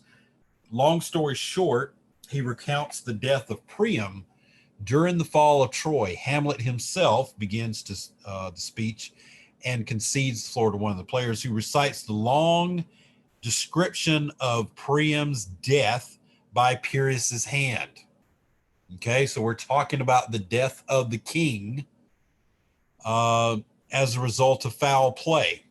The speaker goes on to speak of the wild grief of Hecuba, Priam's wife, after her husband's been killed. While speaking of this agony, the player also begins to weaken shake. Polonius cuts them off, and Hamlet agrees. So right here, Hamlet is playing on people's emotions. He's toying with Polonius. He's also toying with Claudius as well. Okay. Now, he specifically targets Claudius in this point in the revenge arc by referring to the play The Murder of Gonzago. Okay. The player says they do, and then the Hamlet commissions it for the night. Left alone on stage, Hamlet muses about the strangeness of the situation.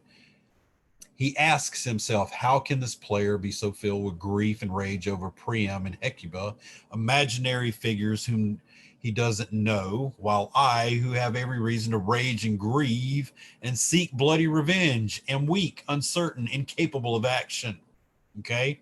This is very, very important when you're analyzing the revenge arc and Hamlet's state of mind. This is a point where Hamlet, you're alone with Hamlet's thoughts. Remember Hamlet at the end of Act 1. He's full of rage. He's convinced. He's active. He's made the decision. He's going to get revenge on his uncle no matter what. What happens at the end of Act Two?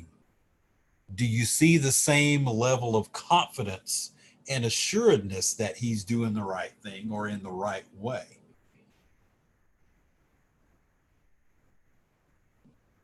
No. And he actually gets mad at himself. He's upset with him. He curses himself over his indecisive nature. Okay. He knows that he has a task to do, which is to kill his uncle for killing his father. And he knows that that is the right, that's what he's supposed to do. Now he's quite cursing and questioning himself. Before, I was so confident I knew what I was doing. Now I'm unsure. I'm indecisive. Okay.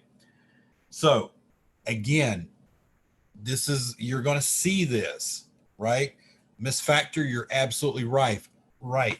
Hamlet is playing a part here. He's trying to fool everyone into thinking he's mad. But what are you noticing right here? There is something not quite right. Hamlet is not in full control as he appears. And you can see that when you're alone with him. That's why I'm encouraging you, when you're reading the play, when you're watching the YouTube production, keep your eyes on Hamlet. Listen to Hamlet. He will give you indications of what his mental state really is, at even subconsciously. Can't help it. Okay. Now you see a little bit of that instability because he quickly regains composure.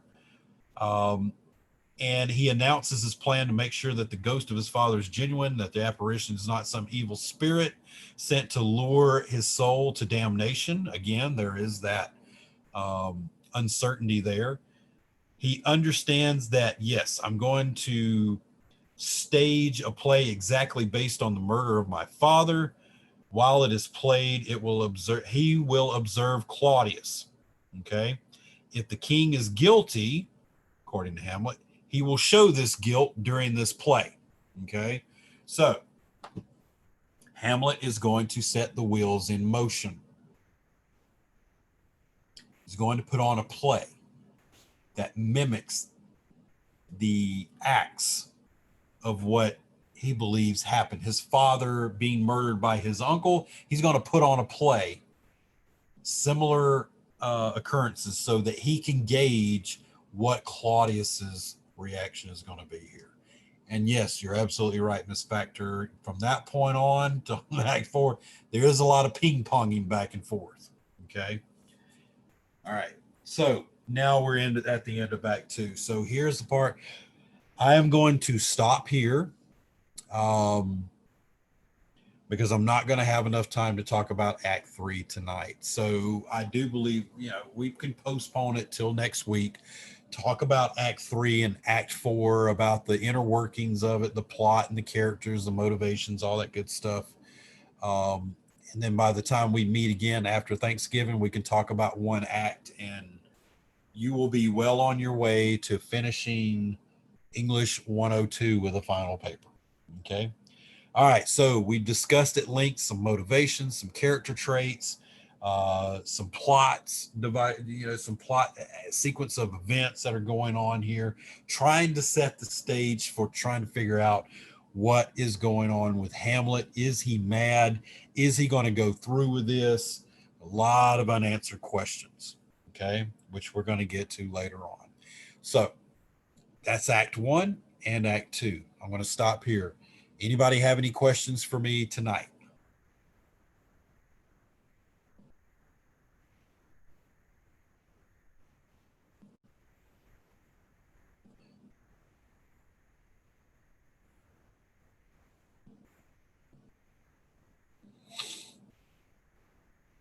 Okay, so I do have some people who have some private questions. If you guys will hang on, I will address those here in a few minutes. Okay, Miss Factor, you can stay on as well. Anybody else, if you don't have a question about the content tonight, you're free to go. Have a great night, everybody. All right, so let me get to Mr. Harrison first here.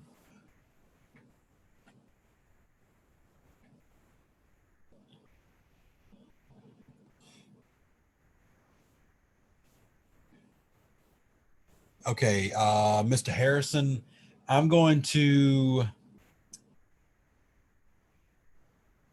let's take up that issue on email. I'm going to send you an email here in the next 10-15 minutes after I get off with everyone else. And let's talk about it via email, okay? We'll figure it out. We will figure it out. I don't want you to freak out or anything.